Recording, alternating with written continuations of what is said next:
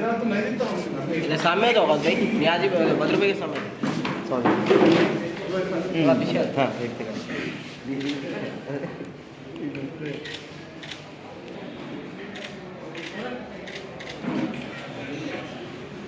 खुसूसी तेलंगाना में जो हालात चल रहे हैं, एक इमाम मौज़म पे भी जो सो आज एक सियासी मुहिम शुरू हो चुकी है। मैं ख़ासकर सीएम रेवंत रेड्डी साहब से गुजारिश करना चाहता हूँ, ये हदिये के तौर पे केसीआर साहब, पूरे हिंदुस्तान में कोई हुक्मरान नहीं देते कि पहले हुक्मरान केसीआर साहब थे, जो कि हदिये के तौर पे एक इमाम और मौज़म को 5-5 हज़ार रुपये का हदिया दिया जाता था।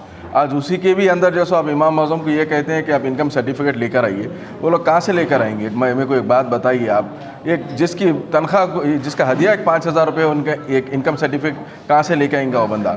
मैं आपसे गुजारिश करता हूँ, और ख़ासकर हम इमाम मौज़म के साथ ठहरे हुए हैं, और इंशाअल्लाह ताला ठहर कर ये जो निकाले हैं इनकम सर्टिफिकेट का, इसको इमीडिएट आप रद्द करिए। और ख़ासकर आज पूरे माइनॉरिटी में आप देखिए, माइनॉरिटी के जितने इदारे हैं उसी के अंदर कोई काम हो रहा नहीं है। उर्दू एकेडमी बिल्कुल फेल है। हज कमेटी में देखिए आप बजट बढ़ाए हैं, हम उसका शुक्रिया अदा करते हैं, लेकिन साथों साथ आज जितने भी हज कमेटी के अंदर जितने कॉन्ट्रैक्टर्स कॉन्ट्रैक्ट पे जिसको दिया गया है, आज तक उनको एक पैसा दिया नहीं गया है। इवन स्टाफ की 2 महीने की तनख्वाह भी अब तक जो सो पेंडिंग में है। मैं आपसे गुजारिश करता हूँ, और ख़ासकर मैं गुज़िस्ता में आप देख सकते हैं फाइनेंस कॉरपोरेशन की जानिब से हमारे इम्तियाज़ साहब जो चेयरमैन थे, उस ज़माने में कार दिया गया था, 1-1 लाख रुपए दिए गए थे, स्विमिंग मशीन तक दिए गए थे।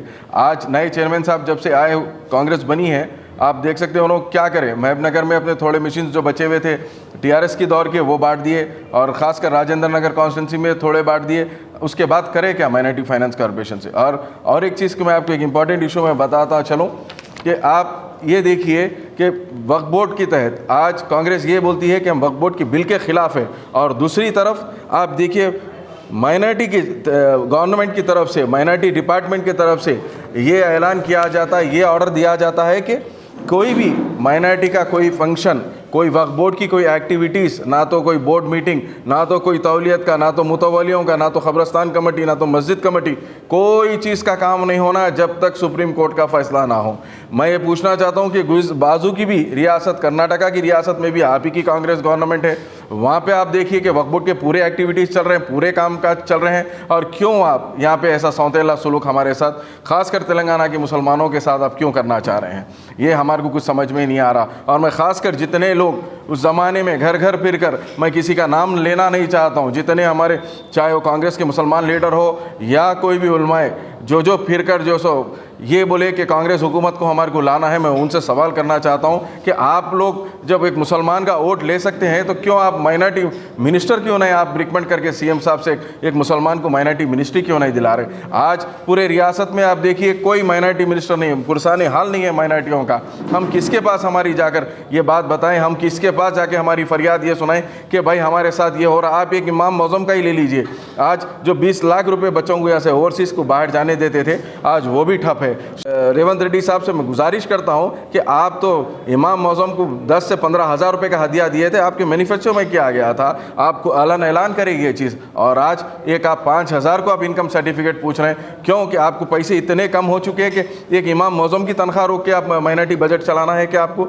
और मैं ख़ासकर मुशीर जो हमारे शब्बीर अली साहब है यहाँ के, ख़ासकर जो कांग्रेस पार्टी के, मैं उनसे एक सवाल करना चाहता हूँ। आपके ज़रिए आप देख रहे हैं, आपके नज़रों में जो है कि इमाम मौज़म के ताल्लुक़ से किया जा रहा है, और आप खामोश बैठे हुए हैं।